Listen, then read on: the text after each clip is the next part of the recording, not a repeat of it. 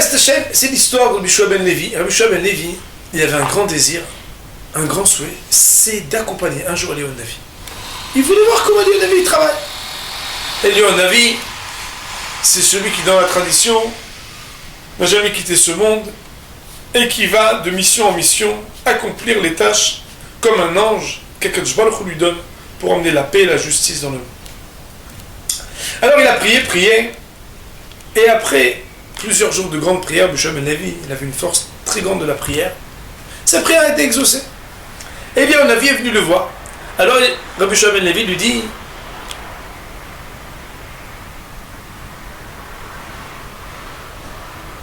je veux partir avec toi. Il dit: tu ne peux pas venir avec moi. Il dit: pourquoi? Il dit: parce que si tu vois ce que je fais, tu vas commencer à poser des questions, tu ne vas pas supporter, c'est pas la peine. Alors il dit: non, mais c'est pas grave, je veux quand même venir. Je veux quand même voir qu'est-ce que c'est. Et c'est comme ça qu'ils sont partis ensemble et ils ont passé 4 nuits, un avec l'autre. Et donc Rabbi Yehoshua ben Levi, qui est là, à observer, faits et gestes, à écouter avec attention le comportement d'Eliyahu Navi pour apprendre. Quel plus grand maître que Eliyahu Navi pour lui enseigner ce qui est la volonté d'Hachem. Mais quelle surprise, une surprise derrière une autre, enfin. Plus que ça, c'était étonnant, pour pas dire très injuste, de voir le comportement d'Eliyahu Navi.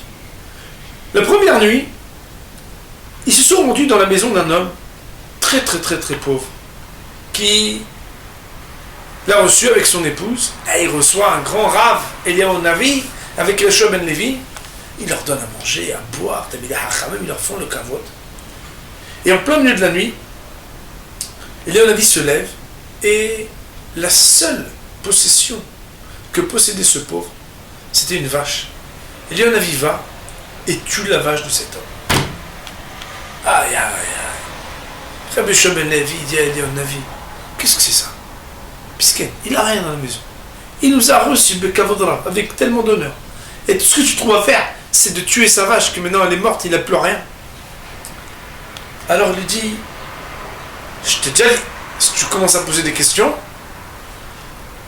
tu vas repartir. Je ne peux pas rester avec toi si tu poses des questions. Alors, il s'est tué. Ils vont la deuxième nuit dans un autre endroit, où là-bas, ils sont reçus chez quelqu'un d'immensément riche. Riche ici. Qui les reçoit, il leur donne rien du tout, ni à manger, ni à boire. Il leur donne juste où dormir. Et là-bas, cet homme-là, il était en train de construire un palais. Il avait déjà une belle maison, il construisait.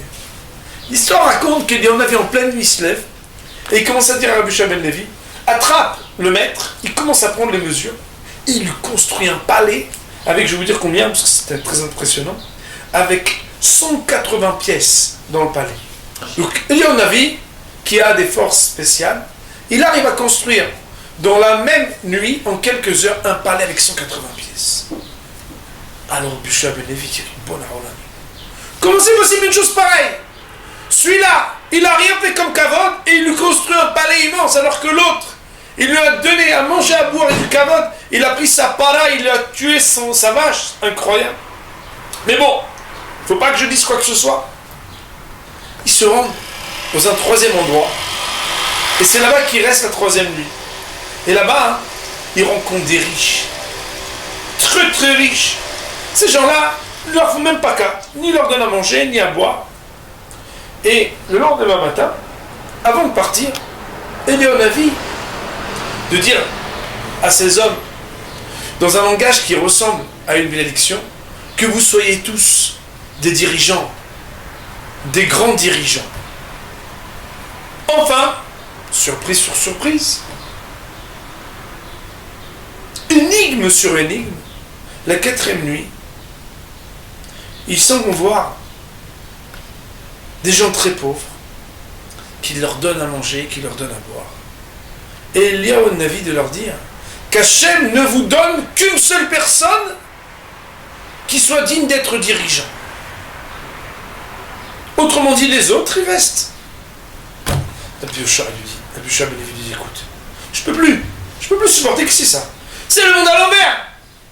Les riches qui nous honorent pas, tu leur fais des bénédictions. Les pauvres qui nous honorent, tu leur dis des choses simples, voire des choses dénigrantes, voire tu leur enlèves leur richesse. Qu'est-ce que ça veut dire? Alors le Navi lui dit, je te dis quelque chose, ne pose pas de questions. Parce que si je t'explique, tu pourras plus rester avec moi. Et il lui dit, écoute, j'en peux plus. Explique-moi et on se sépare. Alors, et le Navi dit, il n'y a pas de problème, je vais t'expliquer. La première nuit, ce pauvre et son épouse chez qui nous étions, j'ai su, par inspiration divine, que sa femme, elle devait quitter ce monde. Alors, comme je sais que sa femme, elle vaut beaucoup plus que toutes ses richesses, j'ai préféré, nafsho benafsha, tuer sa vache, en priant à Kadosh Baruch pour que ce soit une kapara et qu'il ne perde pas sa femme. Lorsque on a vu ce richissime qui était en train de construire son palais, et tu m'as vu lui construire la fin du palais avec 180 pièces, il faut savoir qu'en réalité, à moins d'1 mètre en dessous de là où il avait commencé à construire et à creuser, il y avait là-bas un trésor caché avec des milliers de pièces d'or. Pour ne pas qu'il le trouve, je lui ai construit un palais. Mais en réalité, ce palais-là, c'est un binyan shel lokiyum. C'est un édifice qui n'a pas de pérennité, parce qu'il a été fait par des miracles. Bientôt, il va tomber, mais sous les décombres, ils ne pourront plus jamais trouver le trésor. C'est la raison pour laquelle je lui ai construit ce palais.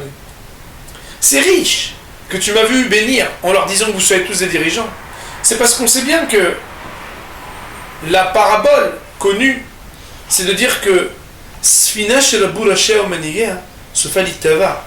Quand il y a plusieurs capitaines sur un même bateau, le bateau il coule. Pourquoi? Parce que dire que tout le monde devienne dirigeant, c'est pas une bénédiction. C'est là qui vont toujours se chamailler, toujours vouloir savoir qui c'est qui va être le représentant, qui c'est qui va être le chef. Alors que ces pauvres qui nous ont honorés, quand je leur ai dit que Béhémet, il fallait qu'Akadosh Baruch Hu, il ne leur donne qu'un seul dirigeant, c'était le secret de la bénédiction.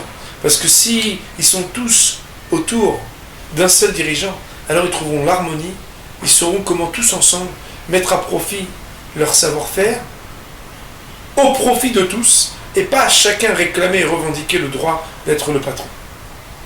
Nous dit le conteur de cette histoire, quand on voit